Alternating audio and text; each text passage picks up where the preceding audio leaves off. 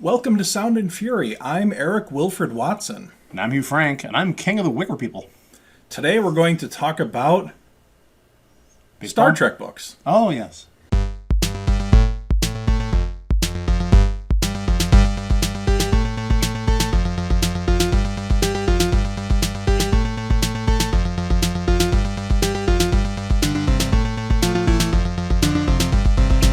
Because no human being would stack books You're this right, way. no human being would stack books like that. Good Ghostbusters reference. Nice.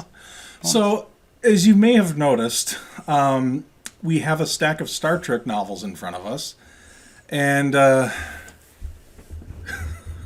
Here's Johnny. I've read some of them. And I have a few things to say. So, have you ever read a Star Trek novel? No.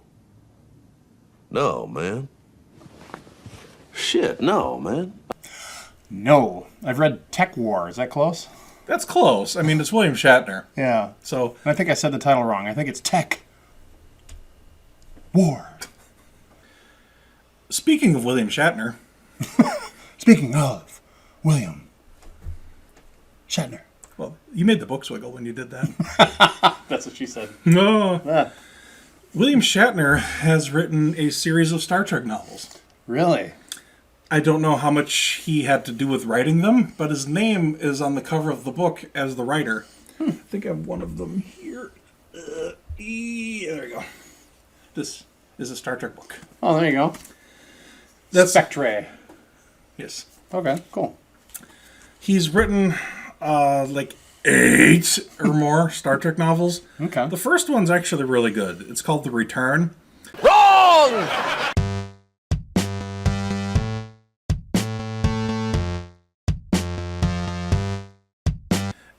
William Shatner didn't like that William Shatner died in Star Trek Generations.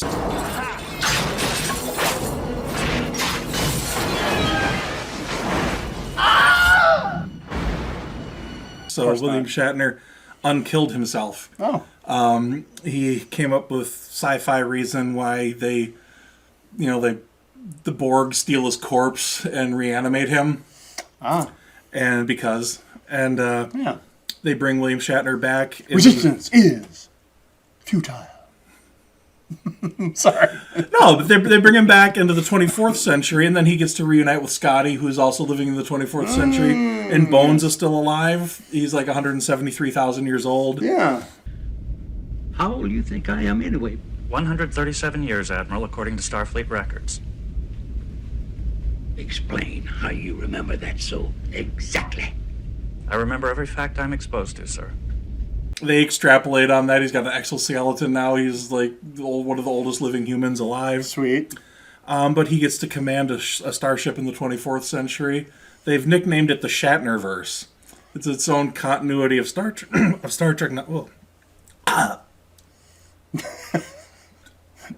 Beer makes everything better. That was more like incontinuity right there. Yeah. But no, he created the Shatnerverse, Shatner. which are not the shattiest Star Trek books ever written. Huh. But the real authors, if you look at the cover, it's not even on this one. They don't even give credit.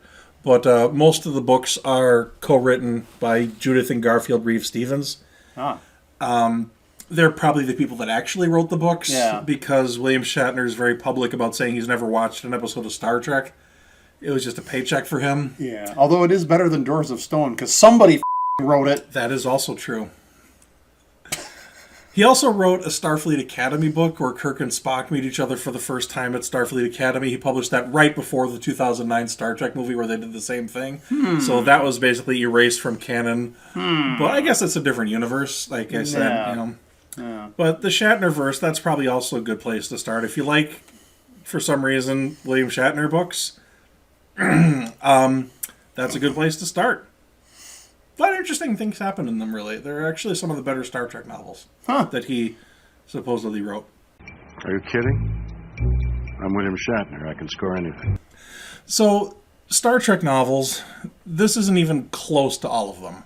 They've been publishing them since the late 60s. They've been cranking them out, as you can see, a lot. And it's kind of overwhelming if you're a new-ish fan or if you like Star Trek for a long time and want to get into the books, it's sort of a where the... Literally, we're into the books. Yes. It's sort of a where the hell do I begin kind of a thing. Here? Yes. That one? Yeah. Okay.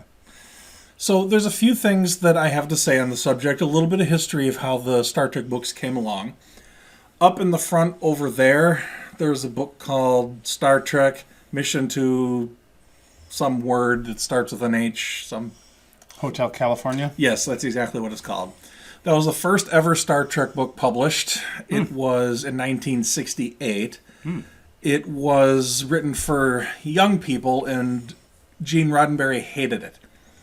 He thought that he thought that it was unkind to the minority characters of Uhura and Sulu. They didn't portray them very well, so they scrapped the idea of that company doing any more Star Trek novels, and they sort of rebooted. Okay, wow. See our episode about reboots, remakes, and etc. But then they gave the Star Trek book franchise to a guy named James Blish. Blish? James Belushi, yeah. Yes. He wrote the first ever adult-oriented, not in like a pornographic way, but like not for children. It was an adult book. You can buy them at your local adult bookstore. It was called Spock Must Die, which is a book about Spock must die. Is that the prequel to Elminster Must Die? Yes, exactly what that is. All right, cool. But James Blish wrote several Star Trek novels. He was like the Star Trek novelist for most of the 70s. Now Blish was a Star Trek novelist that never had time for a wife. Exactly. And I have never read one of them. So I have very little to say on this ignorance is subject. blish, then. Yes, exactly. Okay. All right. Where I come into the Star Trek book fandom is when the contract went from, I forget the name of the company that the James Blish books came from. They novelized some of the episodes. Then they gave it to Pocket Books, which has had it basically from the 80s forward. Okay. And then they started numbering the Star Trek novels. Like this one here, which I just happen to have, is Star Trek novel number 55, Renegade. You don't have to read them in the order that the little number's on, but it's kind of like the Hardy Boys books. So these are basically episodes. Okay. You could read this book, and you could read that book, and you could read any of the numbered books without giving any thought to where they go in the chronology. It's just, they happen... Oops, I put the book backwards. I can't have that. There you go. Doesn't really matter when you read them. It's just like an episode that was never filmed, basically. Okay, all right. And they do a lot of interesting things. They'll tie things together that were never really tied together on screen, and there's actually some gold in there. Then it's mine.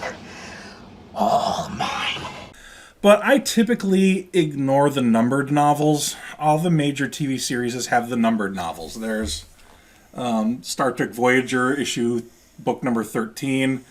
Just ignore all the Voyager if stuff. They have a number, like book number whatever, they're usually crap, and I don't read them. What about 27? I don't know. Okay. I'll have to look that up. But I think I have a Star Trek The Next Generation 27 here somewhere. Bonus. But the numbered ones really aren't that good. They just kind of cranked them out, threw on an embarrassing cover. Some of the covers are really bad. Like really, really, really, really bad. Like really, really, really, really embarrassing. Like I've read these in public on purpose, and I've like covered the cover with my hands, or like put them in a different book because they're so bad. I don't want to be seen in public reading these things. The covers are so stupid and horrible. Wow. And So that's your cover story? yes, Okay. you know, everybody says don't judge a book by its cover, but that's literally the first thing people judge books by. That's true. But when the Star Trek books started to get really good was the relaunch series. That's the unofficial name given to the books that came after all the TV shows went off the air. After Star Trek Nemesis, after The Next Generation was over, after Voyager ended, they continued the stories. And they actually have a continuity. Books affect what happens in the following book. It's an actual series of novels. There's an overarching theme from Right. one of them. Okay. There are characters that are only in the books that are in multiple books. You get an extended universe, very much like the Star Wars novels after, I think one of the first Star Wars novels was The Truce at bukkake or something. Truce at Bukkake. Interesting signing of that truce, let me tell you. Bakurai or Yeah, Buckeye or... I didn't read that one. I actually only read just the Thrawn. If it didn't have Thrawn in it, I didn't really read it when it comes to the legends. I started to get into the legends just as they became called legends, and guess what? They're not canon anymore. Yeah. The rule on Star Trek books has always been they're not canon. They've never been considered canon. But I just sort of went along with it anyway, and unless they're contradicted on screen, you can pretty much take it as is. Yeah. But Star Trek always has had multiverses, so I just kind of think of it as if it's contradicted in a later Star Trek, I just chalk it up to being in a different version of it, and it's just as good to read. I really like the relaunch books. This one right here is a big-ass trilogy. This is an omnibus trilogy of 3 different Star books. Trek, the big-ass trilogy. Yes, but it goes into the history of the Borg, generation-spanning book. It's actually very good. That sounds Swedish. Yes. I would probably point people towards this book here as one of the starting off points. If you've never read a Star Trek book before, you can't really see what it is. So, but you can. It says Vanguard. Yes. Oh, you can see that. Aha. Okay. I can see the Brett Spiner. But this is a completely original series of characters set on a space station during the time frame of the original series. It's a space station. And it has its own continuity. There's several books in the series. I just have the first 2. I've read more of the digital copies of these. But if you want to read a Star Trek book, I would either just pick a random number and start reading, see if you like it. Otherwise, I would start with the relaunch novels. Pick your favorite Star Trek. If you like Enterprise, they continue the story with Enterprise. One of the major characters gets killed on the show, and they unkill him in the books, which is nice. Yeah. There's all kinds of different spin-offs. There's the Section 31 novels, which are very good.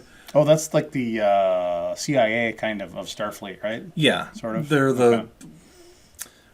Well, if the CIA had a intelligence agency that nobody knew about... Oh, like NSA. Like Control. Agent Maxwell Smart once said, Control is the only secret agency nobody's ever heard of. Makes sense. I do want to point out one little thing here that I think is wonderful.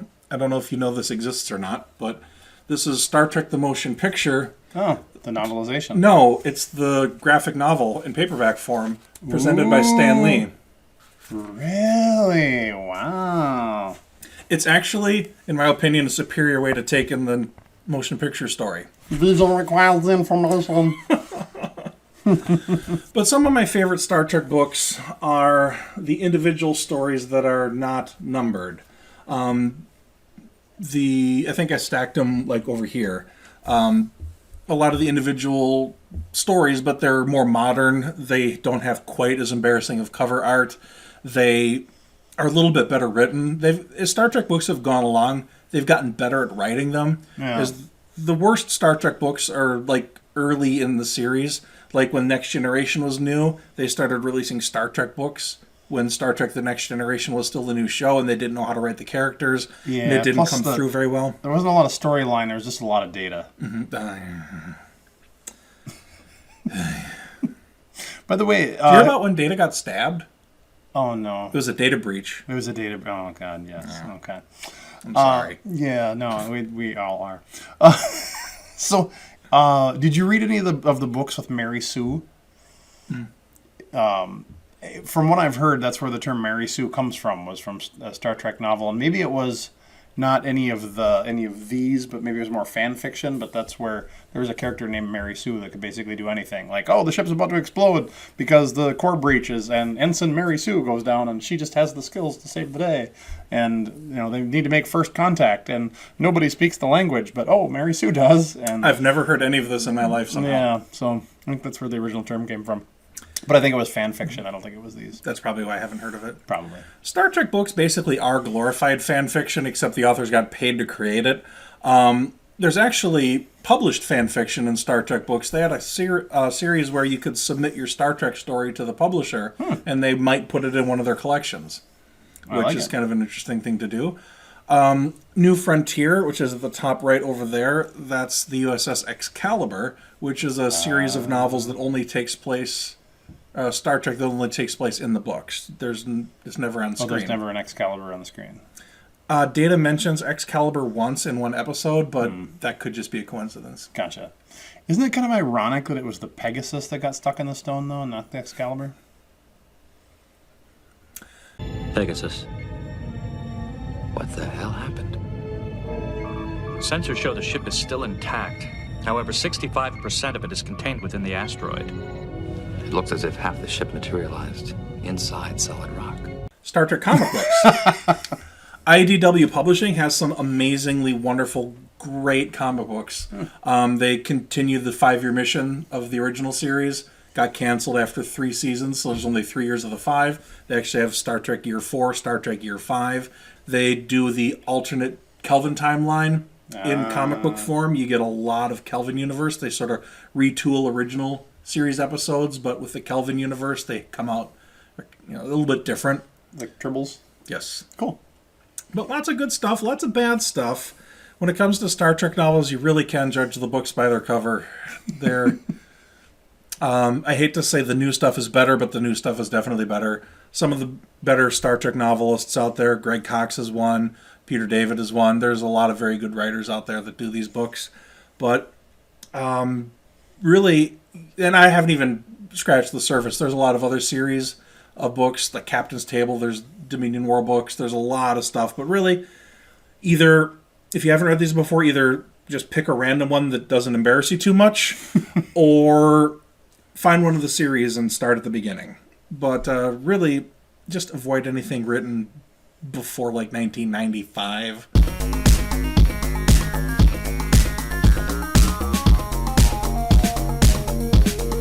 I say, and you're probably okay.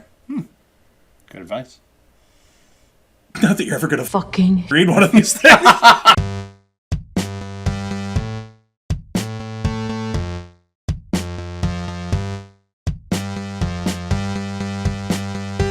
Are you kidding? I'm William Shatner. I can score anything.